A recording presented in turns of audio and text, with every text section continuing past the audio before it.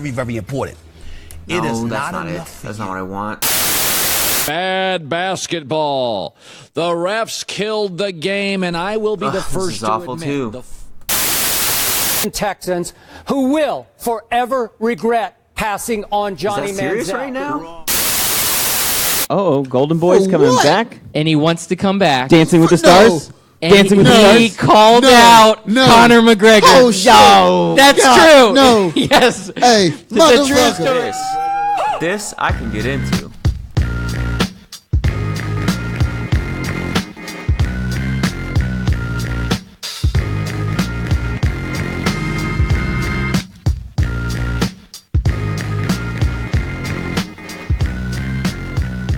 And you are back, and you are listening to Scout Team Sports. You're back or they're back? We're all back. We're all back. I'm back. You're back. We're all back except for one fella. That guy. That guy, Chris America, he is missing out on the big party today. So this is Scout Team Sports, sans Chris America. That's right, I am Loudbeard Kyle Sanders, and across from me is... The man with the golden mic. And I actually have a golden mic. It's the man with the mother effing golden mic. And That's that right. is, hey, that thing over there, it's shining. I'm having a glare in my eye. I'm having It's trouble gold. focusing on what I'm having to say. Gold. It's a beautiful golden microphone you have there, sir. I appreciate that. Thank you. It's kind of like the golden trophy the UCF Knights held up for their national championship celebration. What do you think about that? To be honest with you, I didn't see the trophy. Is it gold? Of course, why not?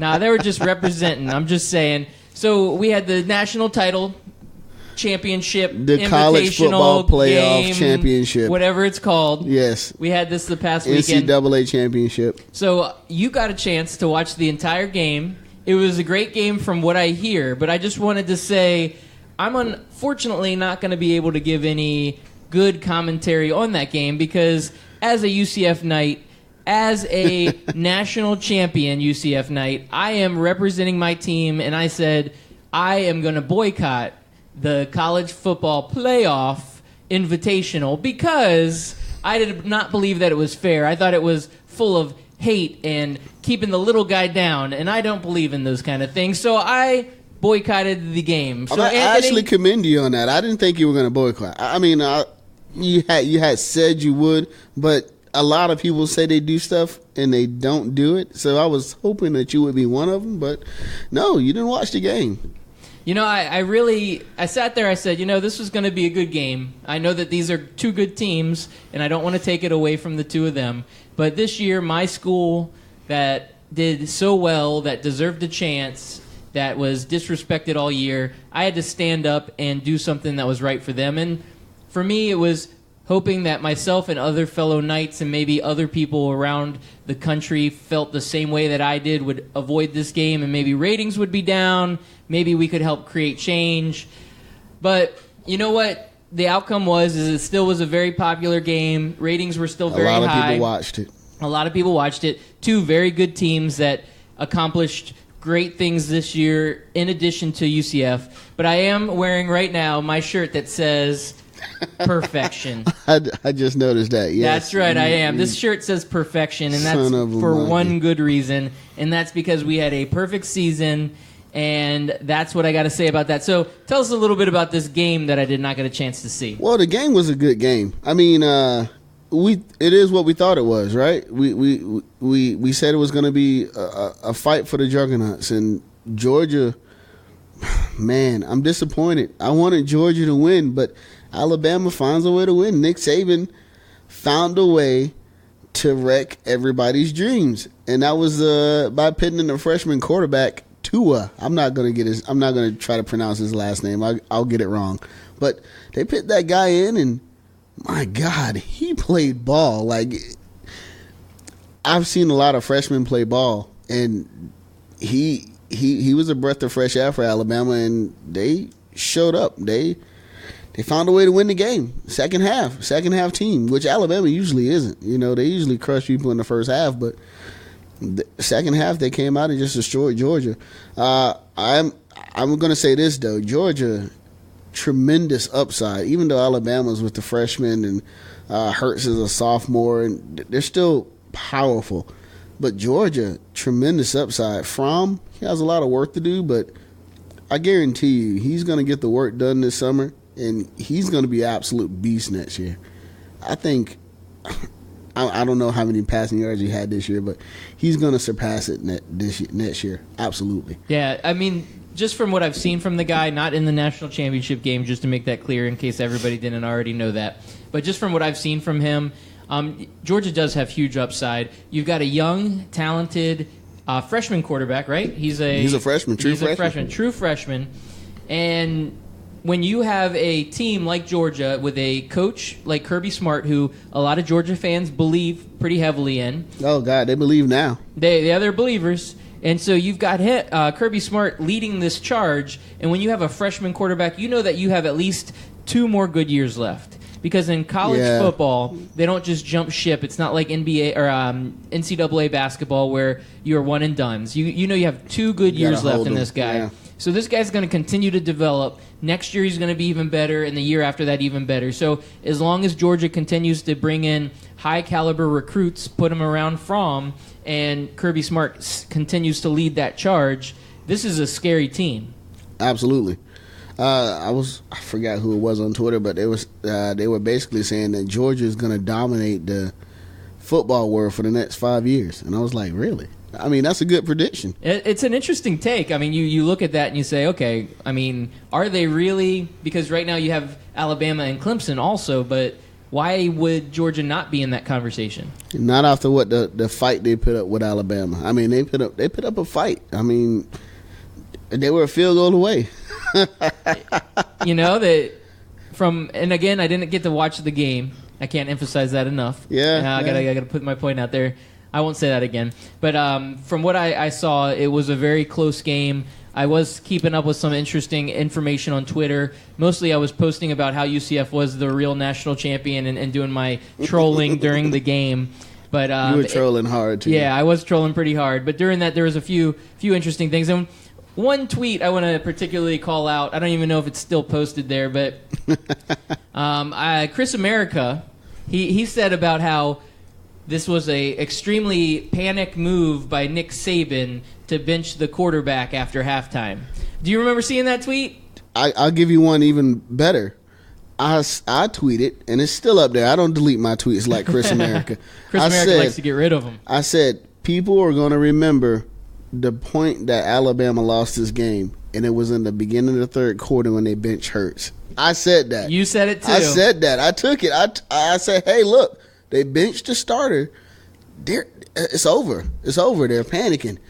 Obviously, they knew something that the rest of the world did not know, and that was that they had a backup that could scramble and throw 50 yards down the field. So it is what it is.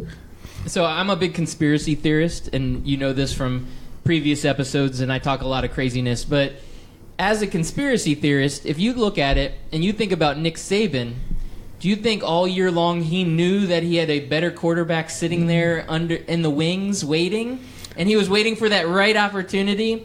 And I say that because obviously it's a conspiracy theory because it's not plausible. Yeah, it's a conspiracy theory because it's something that could have happened, not necessarily did happen. But when I look at it, I think, man, this Nick Saban is a true genius. He's one of the greatest coaches of all time.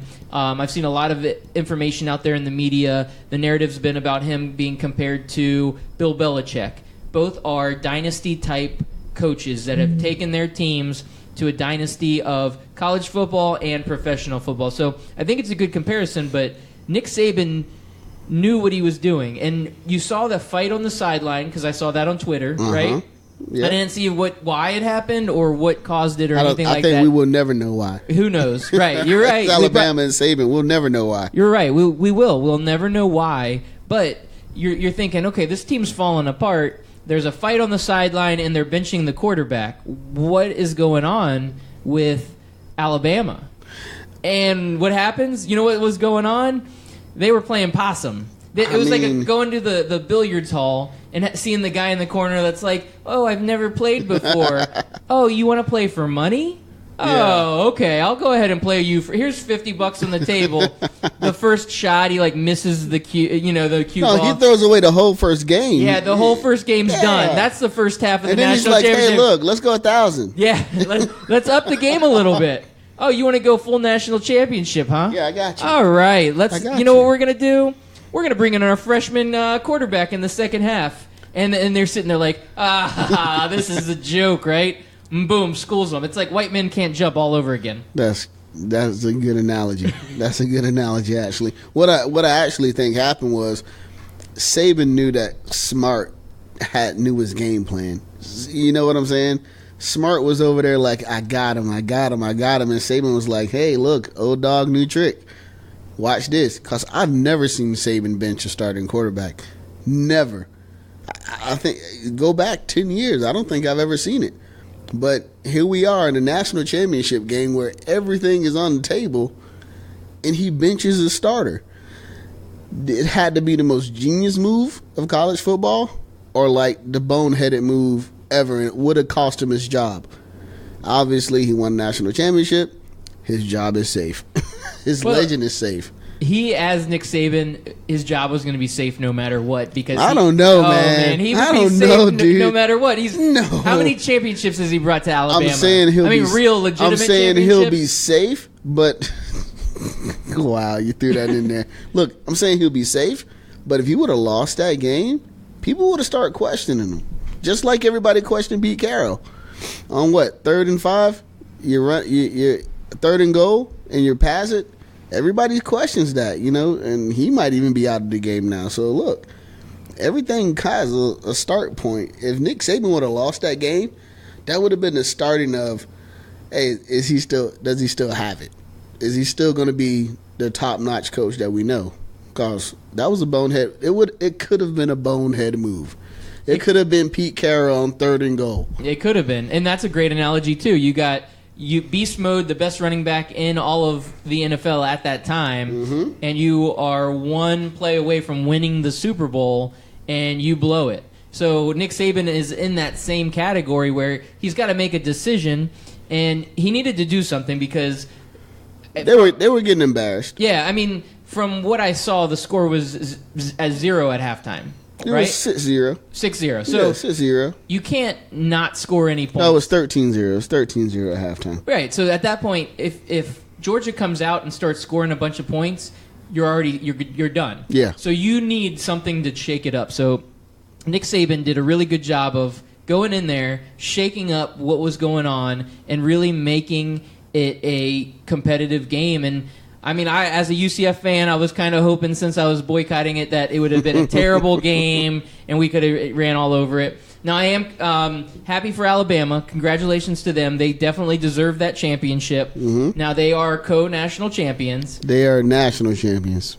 Because of the Collie Matrix. Have you seen the Collie Matrix? They are national champions. So, the NCAA... No one has called them co-national championship except people in Orlando.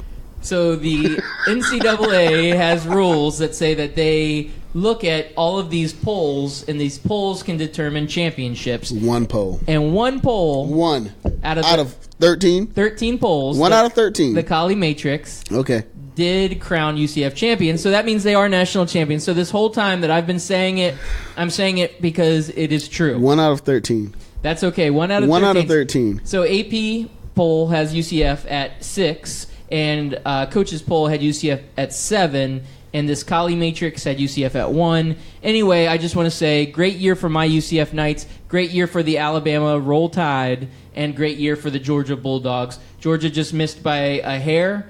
They had that game in hand and lost to a better coach who... They lost. They got outcoached. And they got outcoached, and that's the only way I can describe what I've seen highlights of that game, is that they got outcoached. You also missed Kendrick Lamar at halftime. Shout out to Kendrick. He listens to the show. Like, dude, he performed. That was a good halftime show. The first ever halftime show for college football championship. That was a good show.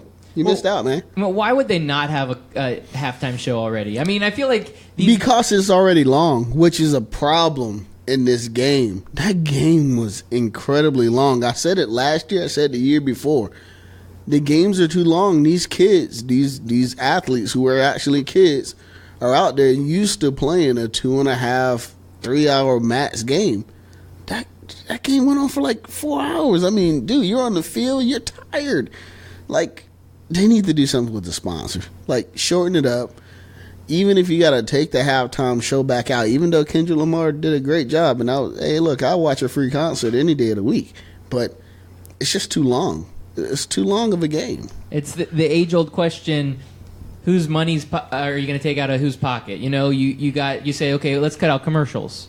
Well, if you cut out commercials, you're cutting out sponsors, you're cutting out money, and the guys that are getting paid aren't going to say, I'm taking a pay cut to make it a shorter game. They're just going to say, oh, you guys are bitching. I don't care. I'm going to keep doing it. I hear you. Yeah, you know, that's the unfortunate part of the business. And then you look at the field itself. Like, go back to college football maybe 30 years ago, and you look at the field around the national championship, just the players' box and everything, it's almost empty.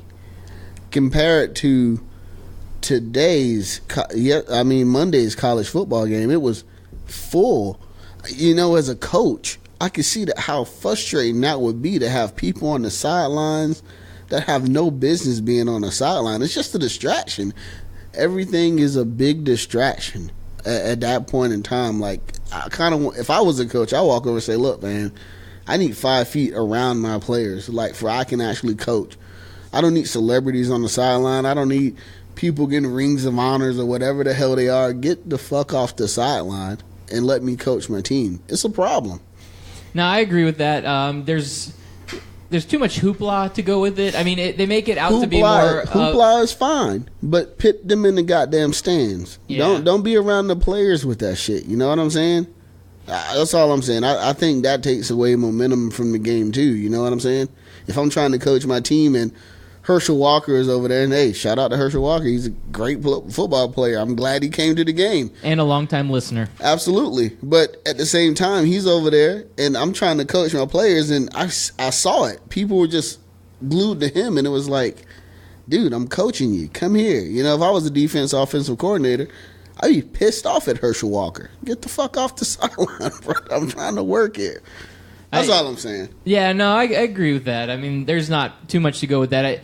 These guys are athletes. They could get seriously hurt if something goes wrong. Having too many people around, too many distractions, it's just not necessary. But in that big stage, in that big spotlight, the powers to be want to make it as big of a deal as possible. Yeah. So they want to make it, again, that hoopla, they want it to be everywhere. Yeah. And that's what they do.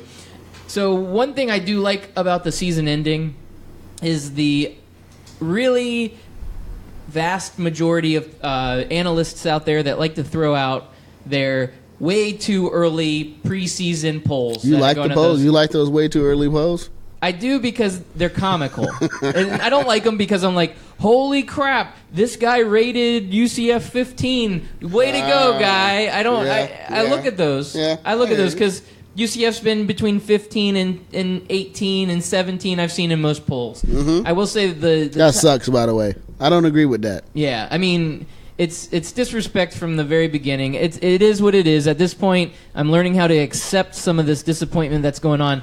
But I will say, when you're looking at a top 5, I think pretty standard, you're looking at kind of an Alabama, Clemson, Georgia. Now, I have seen Miami very high on a lot of these polls. I know you probably have an opinion on that, but would you put Miami in a top 5 in this way, way, way too early to put a poll out? No, I'm not going to put Miami in the top 5. Where are you going to put them? I'll give them top 10 because they're going to improve. They're going to get better. But Miami got exposed. Like I said, all season that they would. Everybody's like, oh, no, you just hate Miami. I'm like, no, I've seen Miami play. They're getting lucky most of these games. Is that luck going to continue next year? Probably not, but they're going to be better next year. And for the state of Florida, for the ACC, I hope they are better. You know, I'll put them top 10. I'm not ready to put them in top 5 yet. All right, so I agree with you on that. Now, there's another team in Florida that isn't in a lot of these top polls, but I think is going to have a really great year next year, and that would be FAU. With Lane Kiffin coaching. What did you say? FAU. Get out of here, man. So what do you think? You think they're going to go? on. Hey, first time in school history, FAU goes 10 wins. You're screwing with me, right? You think they can go back-to-back 10 wins? You're screwing with me, right? I just want to talk to you about it because I'm college football. FAU, if they win 10, will still not be in the top 25. Really? Come on, man. Hey, they're coming off a great year. They're bringing back a lot of their talent. They have a coach that is a legendary coach. So why not? I mean, Lane Kiffin can bring that school to the promised land. You think they can be so you don't think they're going to be a 10-win team next year? I mean, even if they are, I'm not putting them in the top 15. All right. I'm just not. It's FAU. I'm sorry. Look, I know going back to UCF and these power conference and stuff like that, I get it. But if I look at FAU play 10 games, and I look at Miami play 10 games and they never touch each other, I still have a good sense. And that's the beauty of college football. You got to play it on the field, but we also know that team should not be on the field with that team. You know what I'm saying? And it sucks to say that, but it's true. It's just the way it is, man. You watch enough football, you start to get a sense of a strong team or a team that's undefeated that's just beating off weak people. I'm not saying that. Not saying that happened. No, that's fine. I'm gonna just let that one slide this one time. If FAU, hey, kudos. You're undefeated. I mean, you got 10 wins, first time in school history. Continue to do what you do. Continue to get better. But before you go, how you say it? I'm going to say it. If you go knocking at the devil's door, don't be surprised if he answer. You go knocking at Alabama's door. You go knocking at Miami FSU's door. Don't be surprised if they answer and pit up 50 on you. You know? So I haven't seen FSU very high on a lot of these polls. FSU isn't high, and that's fine. They'll have to earn it. They have to earn it. And that goes back to these Cinderella teams that came from nothing to everything. You got to earn that shit. You just do. Sorry, you got to earn it. All right. Well, we'll stick with that. So if you were to do, and I'm putting you in a little bit on the spot here, but if you were to do your top 5 preseason college football teams, what would they be as of right now? Now, do you want to think about that for a second? Because I have my top 5. Go ahead. Give me your top 5 first. And I mean, I have to do this, so you just got to let me do it. I'm not so gonna say number anything. 1 is going to be UCF. Number 2, Roll Tide. We're going Alabama, number 2 in my poll. Number 3, Georgia. With Fromm coming back, they've earned it. Number 4, Clemson. I think Clemson's going to still be tough. And my number 5 team in my way too early preseason poll is going to be Ohio State. Okay. I mean, it's reasonable. I'll give you that. If I had to choose 5 in no particular order, of course it's going to be Bama. I'll pick Georgia up there. I'll pick Clemson up there. I'm going to pick Penn State up there over Ohio State.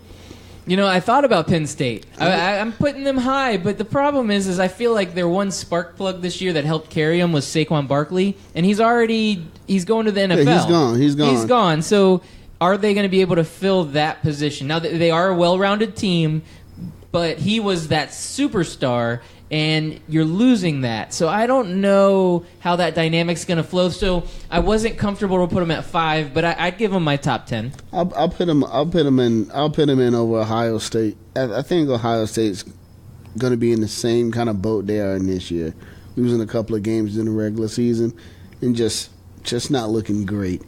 I think they're on the decline for some reason.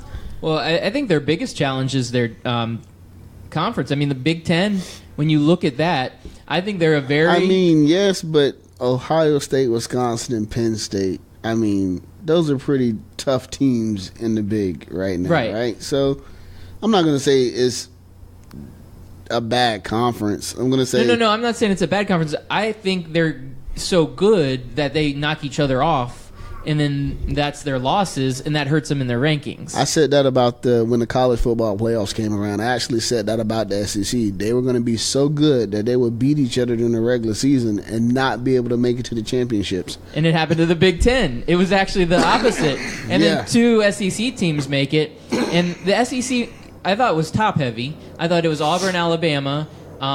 Nobody gave Georgia a chance. And Georgia. So, they finished top heavy there. Yeah. But I thought there was a big decline after that because some of those perennial teams that were very good in years past, like a Florida, they were really off. They had Mississippi State, LSU. I mean, they still had great teams on there. We left LSU for dead halfway through the season, though.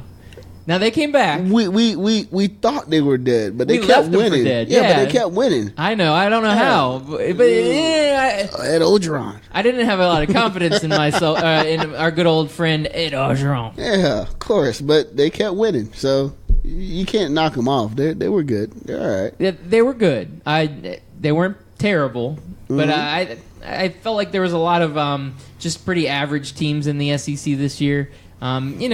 Everybody's average when you're playing Alabama and Georgia this year, right? That's true. Yeah. All right, good point. I'm not going to argue. So, I mean, SEC is still. I'm sorry. I made the prediction that the SEC was dead this year. My fault. 2 teams in the national championship, so it is what it is, right? Yep. I got one last point I want to go ahead and put out there before we jump into some NFL talk. Go ahead. There was a billboard in Tuscaloosa this past week. You see this billboard? I read about it. Yeah. Yeah. So this is for fans by fans. Yeah, That's like our podcast. So Yeah. this billboard in Tuscaloosa was for fans by fans. A UCF fan sponsored billboard was put up in Tuscaloosa and said, "Hey, let's do this. I got home and home.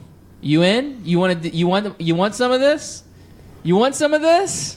Like I said, go knocking at the devil's door. Don't be surprised if he answer. All right. So speaking of the devil, we've got Bill Belichick in a playoff game coming up this weekend. We got a couple of really good NFL games, but we also had a really great slate of games this past week. And so let's recap some of the games that we just saw this past weekend, and let's move forward and talk about some of the games that are going to be coming up. So did you get an opportunity to watch any of these games? I know you watched some of the film afterwards and watched some of the highlights, but Watch most of the film afterwards. If family's in the house or something, I'll turn on the game. But I did get to see the Falcons and the Rams. And this is one I told you so. I told you the Falcons were real. no, I'm going to give that to you because I went for Rams and you were on the Falcons bandwagon, and I like it. I'm okay with that. I'm on the Falcons bandwagon, to be honest with you, all the way through. I think everybody was like, the NFC is wide open. The AFC is kind of a lock. I think it's complete opposite. I think the NFC is going to see a return champion, which is the Atlanta Falcons, go back to the Super Bowl. The AFC might be a little different. I just have a feeling. I don't think this is New England's year. All right, I like you. I like where you're going with that because anytime someone is picking against New England, I like it. I think it's bad money because Bill Belichick does have such a great winning record. He cheats. Whatever it takes. That's why it's good to bet. Whatever it takes. You bet for him because he's going to do whatever it takes to win you money. And that's what's good about him when you're betting. When you're playing football, nobody likes to see a cheater out on the field. Yeah. So your Rams and Falcons game, the Falcons look good. Falcons look great. Something that I did not take into account, which I should have, is that the Rams are a very young team. They have a young coach, a young quarterback, and they made the mistake of not running the ball to Todd Gurley enough. And Matt Ryan is an experienced veteran that put it all out there on the field and showed that the maturity of him as that leader on that field was why the Falcons were a better team on Sunday. They were better. They were more experienced. All that good stuff. They look not like the team from last year, but they looked close to it. They executed. They executed the game plan. And sometimes that's all it takes. Execute the game plan. The defense gave the Rams a hard time. I mean, they shut them down. So if they can do this 2 more games, yeah, Super Bowl time, baby. Falcons. Good game. Great game. So Falcons are a little scary right now. And I think part of that is we talked about the NFC being a little bit more wide open and spread out. Well, we've got the Eagles that are going to be playing the Falcons. Mm-hmm. So when you look at that game, the Eagles obviously don't have Carson Wentz, who is an MVP caliber quarterback. Mm-hmm. At the end of the year, gets hurt. So they're riding with Nick Foles. So the fact that Nick Foles is their quarterback, the Falcons are actually favored in this game, and it's in Philadelphia. I mean, Falcons taking the road trip, baby. Well, I'm not counting the Eagles out. I'm going Eagles on this game. You're going Eagles. I'm going Eagles. I know Okay. you're going Falcons I'm based going on your Falcons. prediction. Yeah. So I'm going Eagles, and I feel like Nick Foles is just going to have enough magic just to scrape by. I think they're going to rely heavily on their running game, and I think their defense needs to show up. And so the Eagles have a shot. Being the number 1 seed in the NFC, you would think that they would be the lock favorite in this game, but because of injury, you never know what you're going to get out of this team. So that's scary, but I'm going Eagles. I'm sticking with my team and going Eagles. If it was snowing, I would give them advantage, but it's not snowing up there right now. It's kind of melting away. Nah, go Falcons. All right, go Falcons. All right, so the other game, and I said the game on Sunday. It was actually a Saturday game when Yeah, that the game Falcons was Saturday, played. yeah. So we got to look at some of these other games. The other one on Saturday was a Tennessee Titans game. Which is just heartbreaking. It's heartbreaking. I feel bad for the Chiefs. I feel bad for Andy Reid. You know what? I feel bad for him because I think he's a good coach. He's a good guy. I think he has, at this point in his career, has had opportunities to get to the Super Bowl. He's been there once with the Eagles, and that Super Bowl, they should have won that game. That was kind of a heartbreaking game. T.O. went off. It was one of those Patriots wins. It is what it is. They didn't win it. Eagles kind of got tired of Andy Reid with his good but not great mentality as a coach. And the Chiefs are getting the same thing from Andy Reid. They're getting good but not great. You're good enough to be in the playoffs every year, which is, for some Awesome. fan bases, Yeah. like the Buffalo Bills would love that. Yeah. That's awesome. Right now. Right now, right. That's awesome, but he can't get over that hump. And I say, and this is the same thing I said about the Rams, is why are you not running Kareem Hunt more? I mean, it was just it was surreal, right? Like he goes off the first series of the game and scores, and then nothing. Like 21-3. Yeah. 21-3. like, they took the foot off the gas. They just stopped. Yeah, I saw some statistic, and I could be butchering this a little bit, but it said in the last 18 playoff games, teams have gone 2-16 when they've had a 20-plus point or a 17-plus point lead. So that's a 3-score lead. That's And horrible. the two teams that lost, right, were the last two of the 18. It was the Falcons in the Super Bowl and the Andy Chiefs. Reid. So the two teams. Wow. So, yeah, that's just putting it out there. Yeah. That when you have a 3-score lead in the playoffs, you should win. And if you are a coach and you see what happened in the Super Bowl last year, and the whole time all the analysts are saying, why are they not running the ball more? They have Devontae Freeman. Why are they throwing the ball? Hand it off to him. Hand it off to Tevin Coleman. Run the clock out. Be a clock manager. You don't want to take your foot off the pedal, but you don't want to give the ball over on 3 and outs when you have 3 passing downs and you only let 30 seconds off the clock. You want to run the clock out a little bit, and when you're handing the ball to Kareem Hunt, he is going to make plays for you. He's going to get first downs. Yeah, it was kind of like, why? What happened? Why? And Andy Reid's going to get fired. Like, I would fire him. I'm sorry. I'm like, dude, this was supposed to be the team that challenged New England this year. Even though everybody's like, Pittsburgh is, this was supposed to be the team that challenged New England this year, period. And they lost, so. No, I don't know what happened. I mean, I said it way too early when I said, hey, 5 games into the season, 5-0, and what is going on? This is the greatest team in the NFL this year, and all of a sudden they start losing and losing and losing. Then they get back into their momentum going, finish the year out strong, and, you know, that's kind of what happens. Hey, guess what? We're up against it here right now, and I just want to say we want a quick word from our sponsors, Fineo Clothing. Fineo Clothing. That's right. So check them out. This is the Fineo Clothing Studio, and Fineo's been a big supporter of Scout Team Radio this entire run that we've been on as a radio, as a Scout Team sports show, as all of that. So we want to just give a shout out to Fineo Clothing for being our sponsor. Thank you, Fineo Clothing. Those guys over there, they'll treat you well. Check them out. Check their website out. We appreciate it. What's with these flat earthers, man? Flat Earthers? I hit record. We're flat earthing it now. Are we? Fuck. Awesome. And that's right. It's FineoClothing.com. Check that out. And that was a great commercial there from our friends. And we are back. We're back. So as we get into this NFL conversation, we talked about the games on Saturday, but there were some good games on Sunday. Mm-hmm. And I got to watch a couple of them because there was only two, so a couple makes sense. So the game that I liked watching the most was the Jacksonville Jaguars versus the Buffalo Bills. You like that game? I did like that game. Usually don't like low-scoring games. I don't. It was a weird game. I think it's because I've backed Jacksonville as my AFC team this year. Gotcha. So UCF legend Blake Bortles, he was getting a lot of criticism. Is he a legend?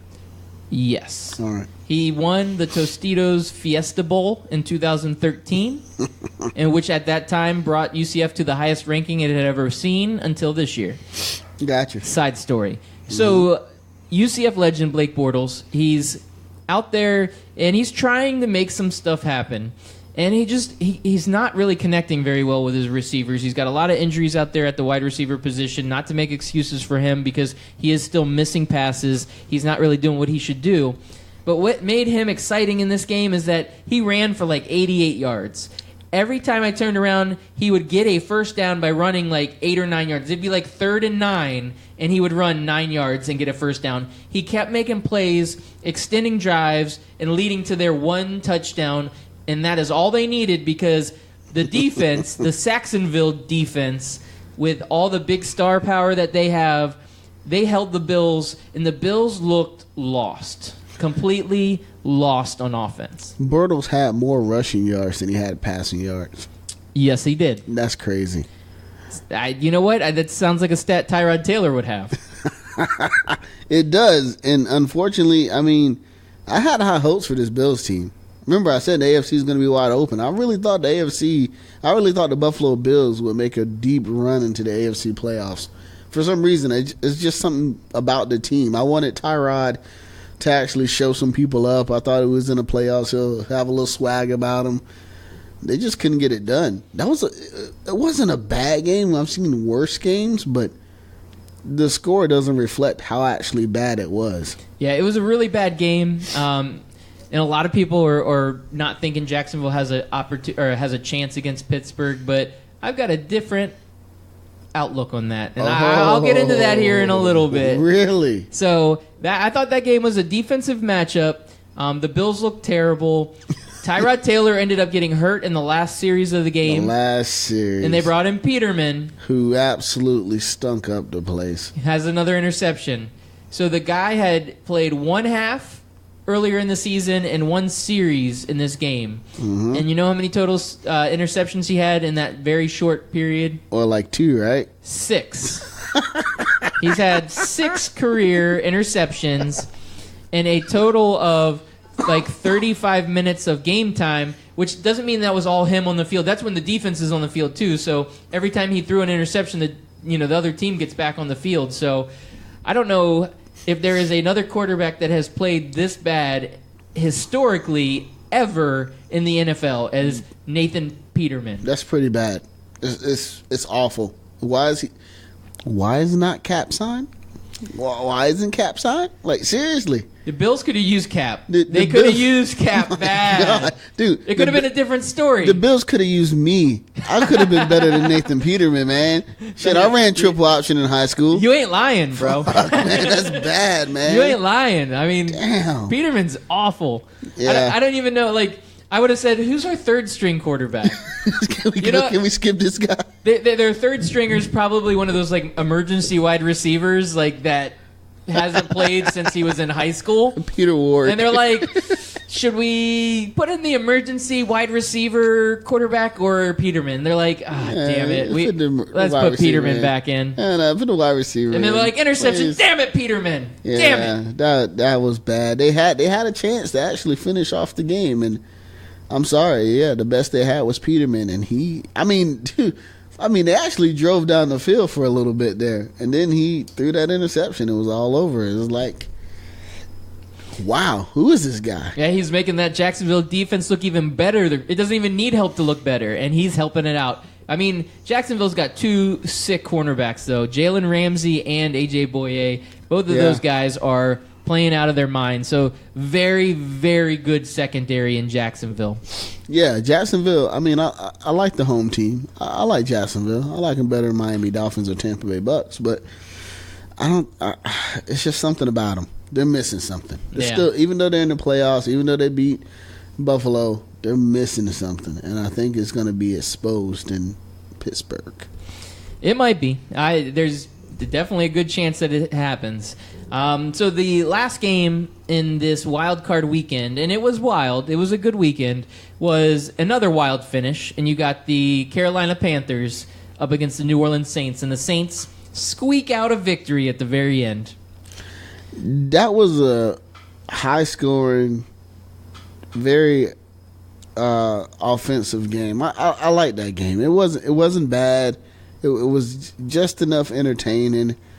Cam Newton did what I thought Cam Newton would do. Kudos to me again. I got that right. You two got it wrong. Sorry, Chris America, you fucked that one up too.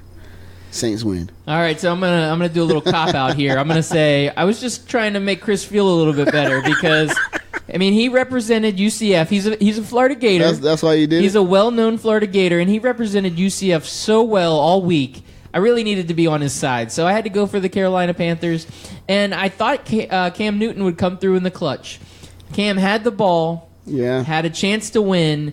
The problem was he didn't know where he was. He thought he was on the moon because he got knocked the fuck out. I mean, I saw that. I mean, did he actually have a concussion for once? For one, these NFL protocols, these concussion protocols, they're making a mockery of it. Like I saw the picture. And I wasn't in video. I saw the picture, and it looked like he was out of it. And if he was that bad on a picture, any doctor that walked up to him and said, all right, you can go back in, should be fired. Seriously.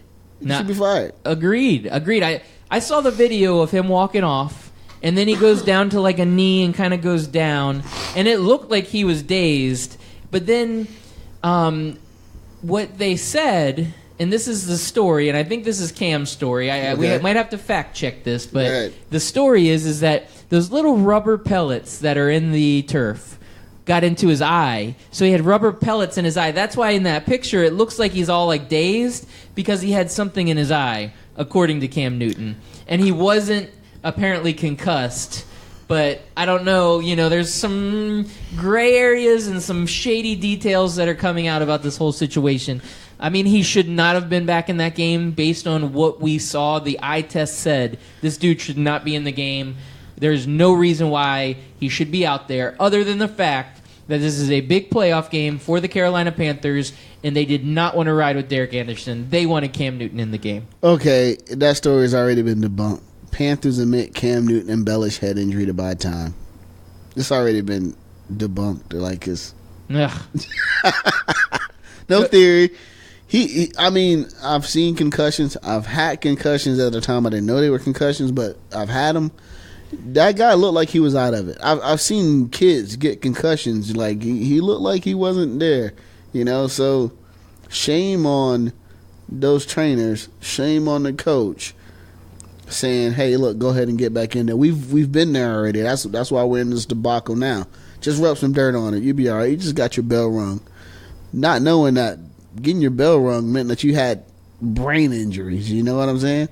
So, yeah, but these guys, these are barbarians. Like they're out there. They are, but at the same time, like somebody else, that doctor, like you said, the trainer, they're the ones that are supposed to pull him out. Exactly. He is out there. He's a fighter. He's a warrior. He's out there to win. And when you win, you don't go out of the game on the biggest drive of the game. I completely agree with that. We've said that for the last 50 years. Hey, look, man, you keep playing. You battle it out.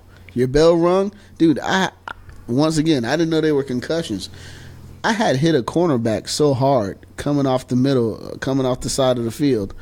I had to call the whole game, the rest of the game, with one eye closed because I was seeing three of each people. Seriously, I'm in the huddle with one eye closed, calling plays because I couldn't see. somebody should have said, "Hey, Mac, you know what? You need Grab to a sit seat. down. Grab a seat." Yeah, when I went stumbling, on the Nets play, somebody should have said, "Hey, look, come on, maybe you need to sit down." Instead, coach is like, "You all right? Good, son. That's tough. That's being a football player. That's not being a football player. That's being stupid, man." And I'm sorry, Cam Newton. I know he's an athlete. I know he's a warrior, but bruh, this is brain injuries, man. Get your ass on the sideline and sit down. My grandma always used to say something to me, and it makes completely sense now that I'm older. These doors, I used to work in McDonald's. I used to work in McDonald's when I was 15, and I used to be hungry for work. Like, I would go to work on my day off whenever they called me. And one day, I was dreaming about hamburgers. I was dreaming about double cheeseburgers, and my grandma woke me up and she said, "Son, those doors are going to open and close without you." Today, Cam Newton, the Panthers are going to play football with or without you. I guarantee it. Now, do you think the Panthers will play football with or without Oprah Winfrey? That's a great story, right? Right? You like that? I mean, that was a good segue, too. I have to admit. I hope it's true. I mean, if it's true, I'll be a Carolina fan. I think it's more likely that she becomes the owner of the Panthers than running for president. I think that was the other rumor that's out there. Why not both? It's Oprah. Do it all. Dude, don't Oprah. don't limit my girl. I'm not limiting her. I'm just saying. Oprah, I know you're out there. I love you. And not that it would be hard for her, because if Donald Trump can get elected, anybody can get elected. So I'm not counting I'm thinking her out. I might run next year. But I think it's 2020. I think her owning a football team would be great for the NFL, because you have a very prominent minority owner that would come in there with And a woman. Instant. It would just add a lot of respect, because it is an old white guy's ownership group. I mean, that's what it is. There are a bunch of there's a bunch of Jerry Joneses and Art Blank and all those guys. Robert Kraft. They all fit the same mold. Yep. So you need to get some additional owners in there. It's kind of, I think it would be important for the NFL, and it would be a great step forward for the NFL. I mean, we just went through a season where the Colin Kaepernick story never ended. It was all year long. It's not going to end after watching Nathan Peterman. And it's not going to end after Nathan Peterman. So Oprah owning the team, I think, would be great. I think the Puff Daddy, P. Diddy, whatever that guy's called now, that was more of a joke than anything else. P. Diddy. But Oprah, that could be the real deal. I don't think P. Diddy was a joke either. Look. If I'm a billionaire, millionaire, whatever, and I have 10 other friends that just so happen to be billionaires, why not get a group together and go buy a sports team? I mean, that's a hell of a step. For Derek Jeter did it. Yeah, exactly. Well, there's stories coming out about him that aren't so great right now. You know what? They're like, he doesn't know what he's doing. Everybody's got skeletons in their closet, and he doesn't know what he's doing. But that's the thing, though. Oprah doesn't know how to run a football team. And that's where I'm getting at. At least so she'll have a rich, group. You can find people that can run it for you. Exactly. That's where I'm getting at. Like, everybody's like, Derek Jeter doesn't know what he's doing. No shit.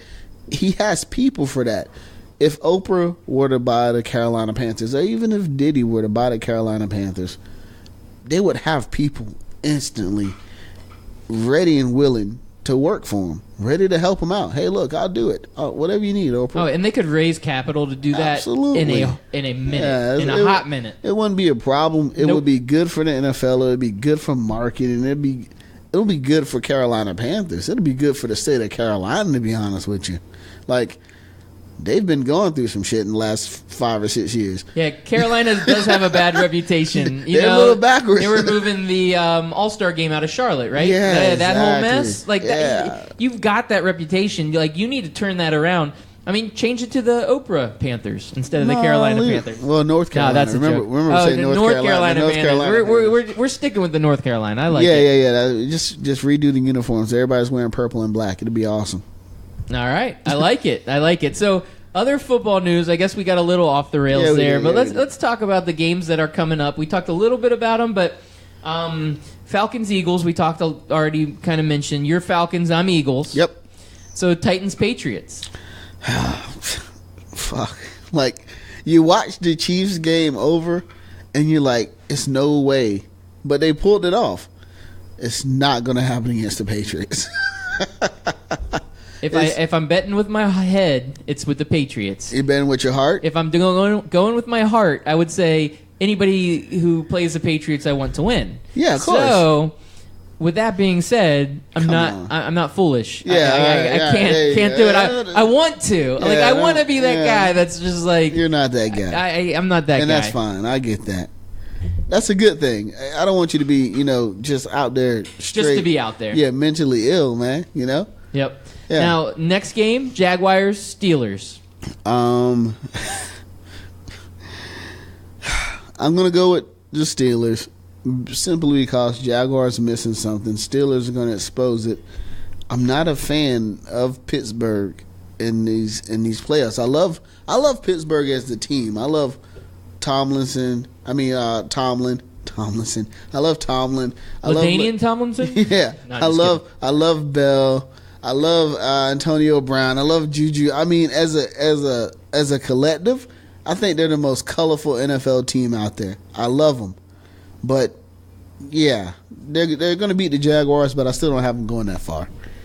All right, so this is where I'm going to differ a little bit. No, with you're you. not.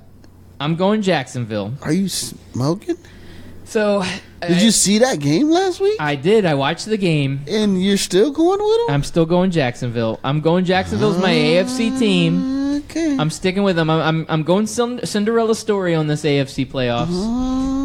And it might be a little bit of my affinity for Blake Bortles because he's a UCF legend. Yeah, something like that. It might be because I feel like defense wins championships, and I feel like their defense is the best defense in the NFL. And I am giving them a chance. Tom Coughlin, when his teams get to the Super Bowl, they do well. So I'm just saying, Tom Coughlin, he's not the coach anymore, but he's the general manager over there. Oh, man. I'm going Jacksonville Jaguars in this as an upset against the Pittsburgh Steelers. Okay. All right. I can give you that. All right, last game, Saints Vikings. No, I do have an upset here. All right, well, who's got the advantage here? Minnesota's got the 4.5 on the spread. Minnesota's 4.5? Yeah. Really? I thought Saints were up. You thought the Saints would be favored? Because I got the Vikings beating the Saints. Nope, Minnesota's favored. One, because they're at home. Yeah. And they are the... Are they in the... Yeah, there's the the dome. number 2 seed. They're in the dome. They're in the dome, which, the Saints play in a dome. I don't think... it is at home, but I don't think it's like that much of an advantage being in a dome because it is the Saints. So you got Vikings? I got the Vikings beating the Saints. Even though Drew Brees and the Saints are having a phenomenal season, and having them in the NFC Championship with the Falcons would be great. But I think it's going to be something a little new. I think the Vikings are going to get there. All right. I am torn on this game. I'm very split, but I do need to make a decision because I'm not going to cop out in that Yeah, manner. don't ride the fence. I got to don't ride the fence. Got to go with the team here. So when I look at it, I've got to look at coaching and I've got to look at quarterback play to determine who's going to win this game because I think it's split. Oh. And though Mike Zimmer is one of the best coaches in the NFL, he has not coached and won a Super Bowl. Sean Payton has.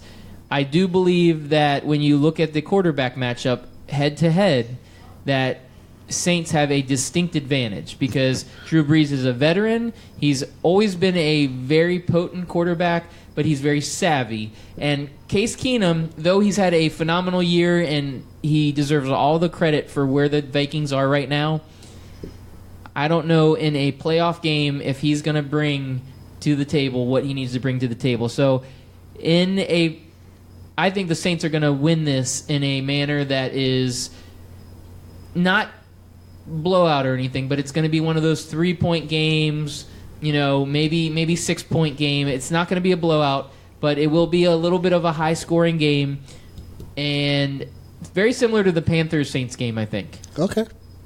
That's a good take. It could go either way. The Saints look fucking great. They do. But it's just something about the Minnesota team this year. I guess I'm just rooting for them just to hope that they all their success doesn't get blockaded or thrown away in the playoff game. I kind of want to see them in the championship. They won't win, but I want to see them in the championship. I do like seeing different teams. Like, Yeah. I get tired. Like, I don't want to see the Steelers. I do not want to see the Patriots. I like the fact that the Eagles have bounced back and they're back in the mix. I like the fact that the Vikings are in the mix.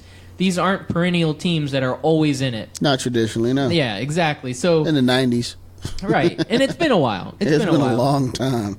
So it's good to see those teams in the mix. Falcons had their chance last year. I think they're looking for redemption. I think they were, frankly, they were embarrassed that they gave up such that lead, and I think they want to come back and redeem themselves. But at the same time, I'm thinking, you had your chance last year, you blew it. Somebody else is going to be hungrier than you are, and they're going to come up and snag that from you. But we'll Gotcha. see. We'll see how that plays out. Should be another great week. Should be another great week of football. It should be. Yeah. It should be. So that's kind of it on our football talk, right? I think we've kind of exhausted football. Maybe we can just briefly hit up on some basketball talk. Cleveland Cavaliers still haven't beat Boston. Yeah, they can't. They can't. But Isaiah Thomas did not play in that game. They were resting him because he is still coming off of that injury. So I think they didn't want to make that like that big game in the middle of the season. I think they're slowly bringing Isaiah Thomas back.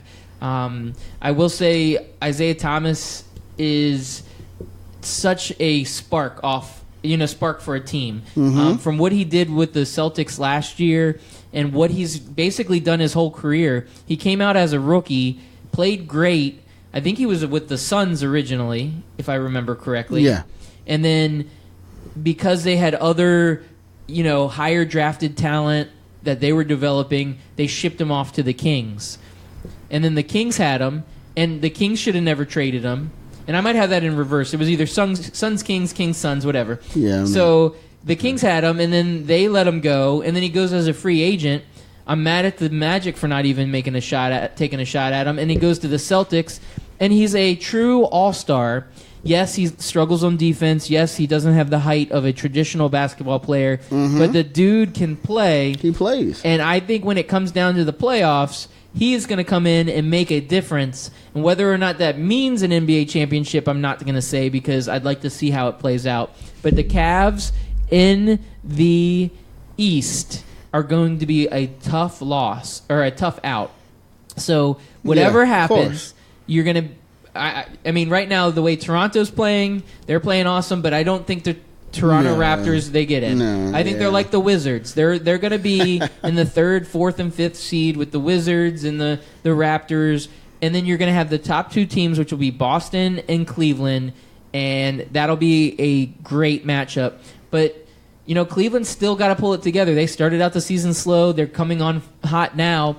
But is Isaiah Thomas going to fit into this team? How's that working out? I mean, it's been good so far, but they're limiting his minutes, limiting his games, and I'm curious to see how that's going.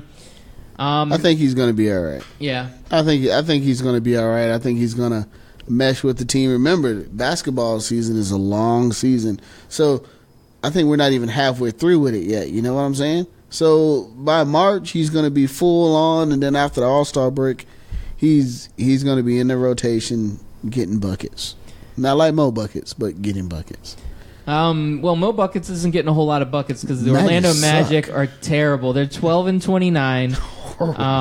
Horrible. They're basically at the bottom of the league. They're there with Atlanta, with Memphis.